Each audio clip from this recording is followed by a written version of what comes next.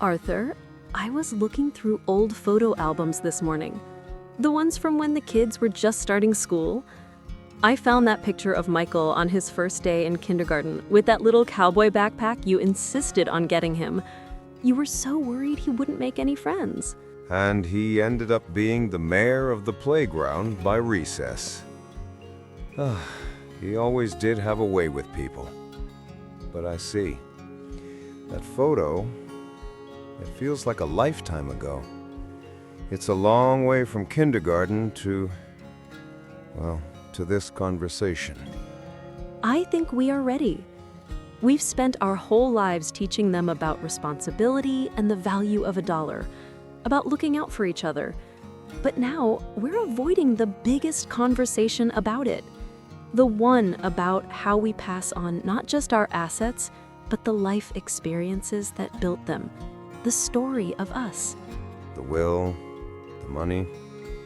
I know, Eleanor. It just feels like you're opening a door to a room you can't walk out of. It's heavy. And honestly, I'm scared. I heard Jim down at the club talking about his family. Ever since he and Martha laid out the estate plan, his two sons barely speak. They argue over who should get the vacation cabin, who was promised what. Jim said the worst part is the silence, the phone calls that don't happen. He said his oldest son called him not to ask how he was, but to ask for the name of the appraiser for the cabin. It was cold, clinical. Jim feels like he traded his family's peace for a sense of order. It just sounds like a nightmare. I don't want that for our family. I know you don't. But Jim's story is a warning about what happens when the conversation is only about things. But I also think about the Millers. Remember? After Frank passed, everyone was so worried. But his wife, Susan, told me he had sat down with each of the kids individually months before, explaining why he'd made the decisions he had. He didn't just give them a plan, he gave them his peace of mind. Susan said that gift was more valuable than anything in the bank. That's what we want to talk about today. For everyone listening, if you've ever felt that same weight, that same reluctance to turn the key, stay with us. Because we believe this difficult conversation is really about family values, financial responsibility, and passing on a lifetime of love. Well, my main issue, my pain point, if you want to call it that, is that the conversation just feels so final. And I worry it will change things with the kids. We raised them to be independent, not to wait for a handout. Remember how we made Michael get that summer job bussing tables? He came home that first week exhausted, hands raw, complaining about a customer who left him a $1 tip on a huge bill. I almost called the restaurant myself. But we let him learn. He learned that work isn't always fair, but you still show up the next day. What if talking about this inheritance now undermines all those lessons? I picture them looking at this house not as their childhood home, but as an asset to be divided. It chills me. I see it differently. I worry about what our silence will do. The real transaction is handing them a legal document after we're gone with no context. I saw it as a nurse. I remember this one family. Lovely people, their mother had passed, and the 3 siblings were in the waiting room. The air was thick with that sterile hospital smell and unspoken words. And they started arguing over a simple string of pearls. It wasn't about the value. One daughter said, "Mom wanted me to have them." And the other, with tears in her eyes, said, "But she wore them at my wedding." They were so lost in their grief, and all that unsaid history just bubbled up and turned toxic. They weren't fighting about pearls, Arthur. They were fighting for their mother's love one last time. I ran into one of the daughters a year later. She told me she and her sister still hadn't spoken. The silence from her mother created a silence between them. That is the true cost. I wonder if our listeners have ever seen that happen. That's a powerful image.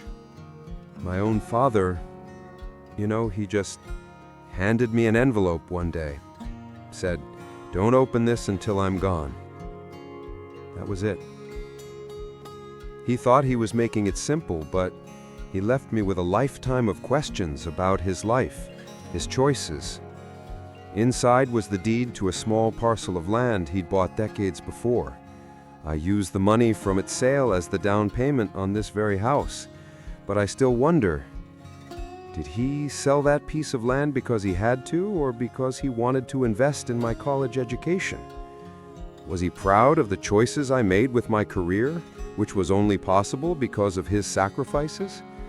I wanted to know if he ever regretted not taking that job in California. Did he worry about money at night, the way I sometimes did? He came from a generation that didn't talk about these things. It was seen as impolite. But that politeness cost us a deeper connection. I'll never know. That envelope was full of assets, but it was empty of answers. Exactly. You see, it wasn't a transfer of wisdom, it was just a transfer of assets. We have a chance to do so much more. We can make this conversation the ultimate lesson in financial responsibility and family values. We can make it about our story. I mean, what do you mean, our story? The assets are what they are. It's just math, isn't it? No, you see, it's not. It's the physical proof of our values. Remember when the furnace broke that one January, and we were so close to broke? We could have put the repair on a credit card, but we sat down at this very table and made a plan. We ate beans and rice for a month. We taught the kids that you don't spend what you don't have. That furnace isn't just a furnace in the basement. It's a monument to our financial discipline. And the kids hated it. Michael called it poverty casserole. But they learned. They learned that we were a team, that we faced problems head-on instead of hiding them with debt. That's a value. And what about that old station wagon? All our friends were buying new cars, but we drove that thing until the wheels practically fell off, so we could max out our retirement contributions each year. It was about delaying gratification for a bigger goal. That's a story. Okay, I'm starting to see this less as an accounting ledger and more as our family's constitution, the story of us. And it's also about why we always set aside money for charity, no matter how tight things were. That was a lesson in gratitude. Or remember when we took a small stake in that local bakery? It wasn't a guaranteed home run, but we believed in the family that was starting it. We weren't just buying shares. We were investing in a neighbor's dream. That's a value too, taking a calculated risk for something you believe in. The money isn't the legacy, Arthur. The life experience that earned it is. That is the story, the real inheritance we need to pass down. So, you're saying we don't start with the numbers? We start with the why. And we frame it as our final act of teaching, of passing on the wisdom we've gained. That feels different. It feels like our responsibility. Yes, exactly. It's our chance to say, this isn't just money. This is a lifetime of choices, of sacrifices, of love. And here is what we hope you do with it to build your own beautiful life. It makes me think about how differently this is handled in other parts of the world. That documentary you had me watch on the joint family system in India, for example. It's a completely different perspective, isn't it? In that traditional structure, the family operates as a single economic unit. Wealth belongs to the lineage. The duty to care for aging parents isn't a question. It's a fundamental part of the social fabric. And that care isn't just emotional. It's often financial, built right into the system. The home belongs to the family, so the parents always have a place. It's a safety net against the kind of loneliness so many of our friends fear. Right. So for them, the conversation isn't a single difficult event. It's a lifelong, continuous process of transferring responsibility. It's not about an inheritance, it's about succession. But there's a flip side. I wonder about the pressure on the younger generation, the lack of individual freedom to say, I want to move across the country for a new job. Our way, the American way, gives our children wings. It celebrates the individual journey. That's true. It does. But it also means we have to be more deliberate about maintaining the nest even after they've flown. We traded that built-in, unspoken contract for individual liberty. And now, at the end of our lives, we have to create a new contract. One that's spoken, clear, and based on love, not just obligation. It's harder, in a way. It requires this very conversation. It reminds me a bit of the German Mittelstand, those family-owned businesses that are passed down. For them, the inheritance isn't just wealth. It's a craft, a company, a role in the community. It's legacy with a purpose. It's not about cashing out, it's about carrying on. We're asking them to understand our past to help them build their future. We gave them wings, and now we need to give them a map, one drawn from our own flight path, with notes in the margins about the turbulence we hit and the tailwinds that helped us soar. It really makes you think.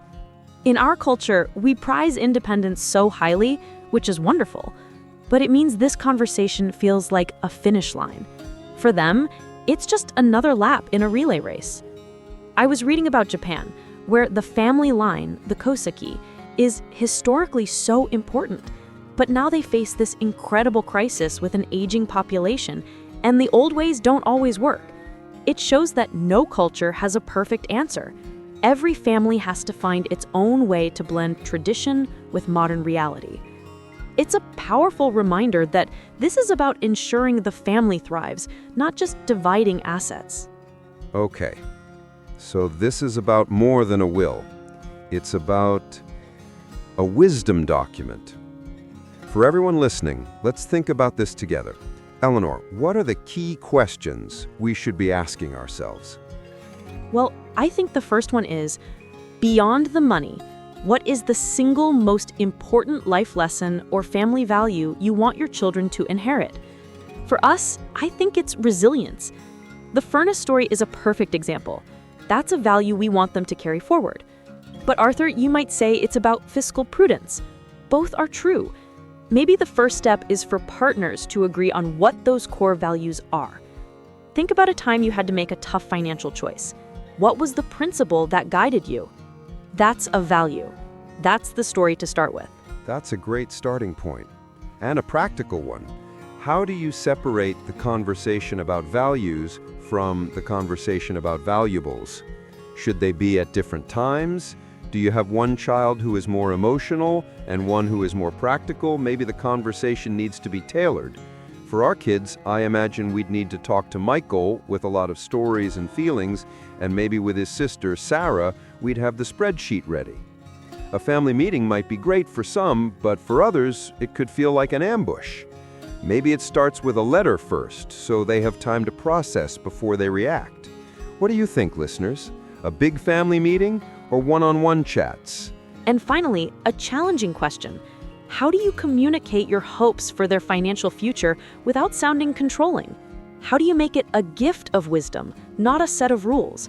It's a fine line to walk between guidance and governance.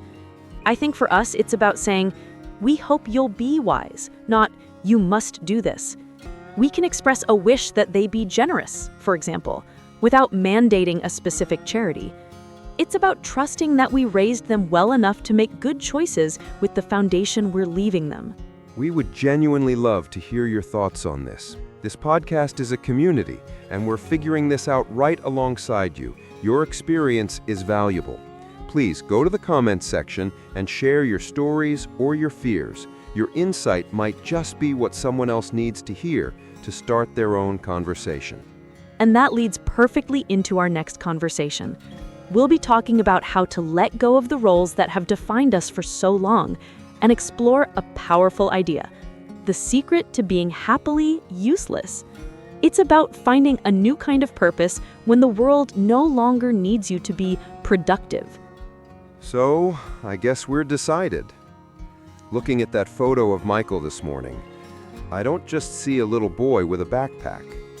I see the beginning of the story we're now trying to figure out how to pass on. This isn't about closing a chapter. It's about teaching our children how to write the next one. We're passing down the tools, but also the user manual, written from a lifetime of experience. A manual that says, here's how we navigated storms. Here's where we found safe harbor. It's about holding their hands, not just filling them. It's our last best chance to teach them the most important lesson, that a family's true wealth is its values, its stories, and its love. Because it's not a finish line, it's passing the torch, and we want to make sure it's still burning brightly when it reaches their hands. The stories we tell them now are the fuel that will keep it lit long after we're gone. Warmly, and squeezing her hand. If this conversation resonated with you, please consider sharing it with someone you think might benefit from it. And make sure you're subscribed so you can join us for the next one. Until then, from our home to yours, take care.